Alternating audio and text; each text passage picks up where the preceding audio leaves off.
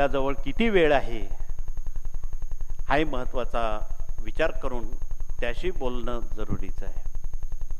आपण मागच्या मीटिंगला बघितलं काही दुर्लक्षित केंद्रांमध्ये प्रश्न उत्तरं होत होती आणि एक ठिकाणी संबंधित शिक्षक लोक प्रश्न उत्तर करत होते. आलेला माणूस किती मिनिटात आपल्यापासून परावृत्त होईल या भावनेतून ते प्रश्न उत्तर करत होते. एक पती पत्नी स्वतःचं भांडण घेऊन प्रश्न उत्तर करणाऱ्या सेवेकऱ्यांजवळ ते जोडपं बसलं आणि त्यांनी सांगितलं आमची रोज दोघांची भांडणं होतात. संबंधित शिक्षक असलेल्या प्रतिनिधीनं त्यांना काय उत्तर द्यावं म्हणे, तोंडातले तोंडात पाणी ठेवा, म्हणजे गुळणी पाणी ठेवा आणि मनानं त्यावर गायत्री मंत्र करा आणि त्याच्या फवारण्या करा म्हणे, घरात भांडणं बंद होतील म्हणे. आता तुम्हीच जर विचार करा, तोंडात तुम्ही पाणी ठेवलं तुम्हाला बोलता तरी येईल का? बोलताच येत नाही तेव्हा भांडणाचा प्रश्न झाला कुठे? परंतु उपाय मात्र अगदी चांगला सांगितला की बाबा तोंडात पाणी ठेवल्यामुळं भांडणाविषयीच बंद होतो. म्हणजे योजक तत्र दुर्लभा असं म्हणायला हरकत नाही. तर अशा पद्धतीनं जनतेमध्ये आज एवढ्याच नाही अनंत समस्या आहेत. शैक्षणिक समस्या आहेत, कर्जबाजारीपणाच्या समस्या आहेत, मुला मुलींच्या विवाहाच्या समस्या आहेत, घरकुलांच्या समस्या आहेत, शेतीच्या समस्या आहेत, व्यापाराच्या उद्योगाच्या समस्या आहेत, आजारपणाच्या समस्या आहेत, कुटुंबात ताणतणाव आहेत. या झाल्या कौटुंबिक बाबी पुरत्या. या व्यतिरिक्त सामाजिक आणि सार्वजनिक काही समस्या आहेत, दळणवळणाच्या समस्या आहेत, राज्यांतर्गत देशांतर्गत सीमा प्रश्न आहेत,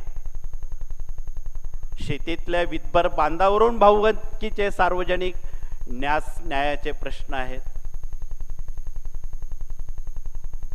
जीवनाला कंटाळून आत्महत्या करणाऱ्यांची संख्या मोठ्या प्रमाणात वाढत आहे.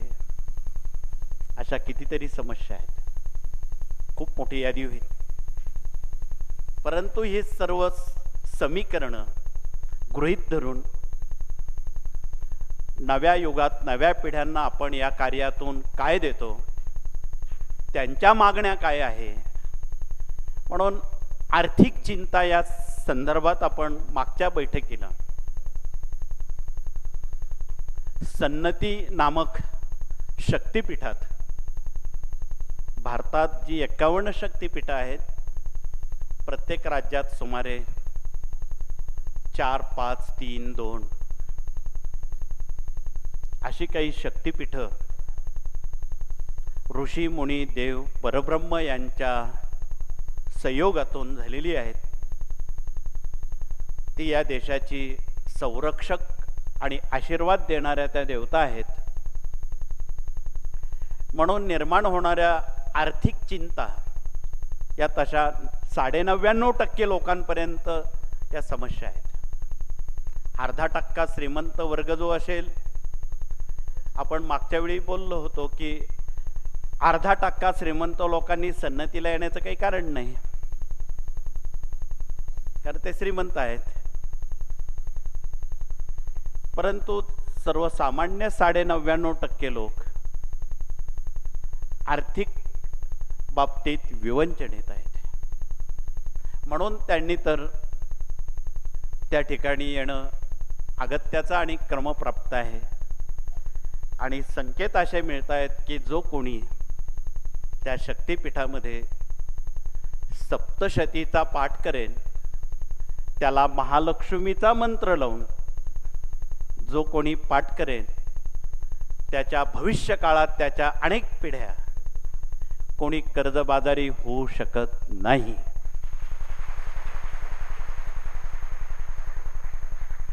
म्हणून आपण भारताच्या 51 शक्तिपीठांच्या प्रवाहामध्ये आणि प्रवासामध्ये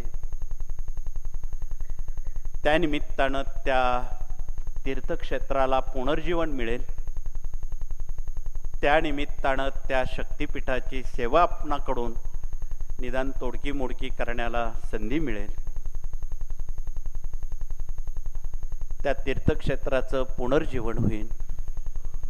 आपण मागील अनेक वर्षाच्या या सर्व प्रवाहाचा अभ्यास जर आपण केला असेल, महाराष्ट्र राज्यातल्या शक्तिपीठांसह दत्तक्षेत्रांसह हा सर्व ओणामा आपणाला सर्व विदित आहे. आणि अशा स्थितीमध्ये उद्याच्या भविष्य काळामध्ये आपण वर्षातून 1-2 पीठं तरी भारताच्या कानाकोपऱ्यात असलेली जी काही प्रमुख शक्तिपीठं आहेत त्यांचं जे जे महत्त्व आहे ते या सेवेच्या निमित्तानं जनसामान्यांना आपणाला विदित करण्याची ही संधी आपण दवडू नये. म्हणून हे सर्व सांगण्याचं प्रयोजन. म्हणून आगामी येणाऱ्या 30 जानेवारी, 31 जानेवारी, 1 फेब्रुवारीला सांगता समारोह शेजारच्या कर्नाटक राज्यामध्ये आपणाला करण्याची संधी आहे. आणि त्या निमित्तानं राज्यात असलेले सीमावाद, सीमा प्रश्न सोडवण्याला या शक्तिपीठांचा आशीर्वाद मिळेल. हिंदुस्थान आपण एक म्हणतो आणि आपसात भांडत राहतो, याला हिंदुस्थान म्हणावं का? म्हणून आपण सामाजिक सार्वजनिक ऐक्य या ऐक्य मंत्रातून ती धुरा सर्वांपर्यंत पोचवण्याला आपण सहकार्य करावं. हा खूप मोठा जगन्नाथाचा रथ आहे आणि त्या निमित्तानं राज्यात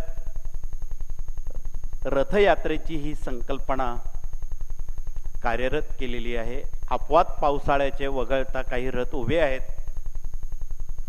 आता त्यांनी ती रथयात्रा कार्यरत करावी.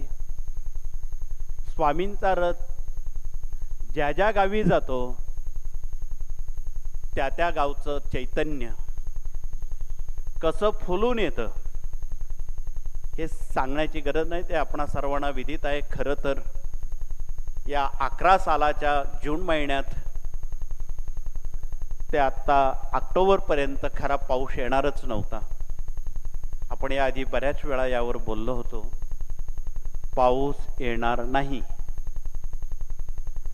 पुढील 12 सालात तर येणारच नाही, हे तितकंच खरं आहे. येणार नाही ही वस्तुस्थिती आहे. परंतु आणणाऱ्यांचं आपण ज्या पद्धतीत आयोजन केलं, नियोजन केलं, सेवा केली, त्यामुळं थोडा का होईना पर्जन्य देवतेला यावं लागलं.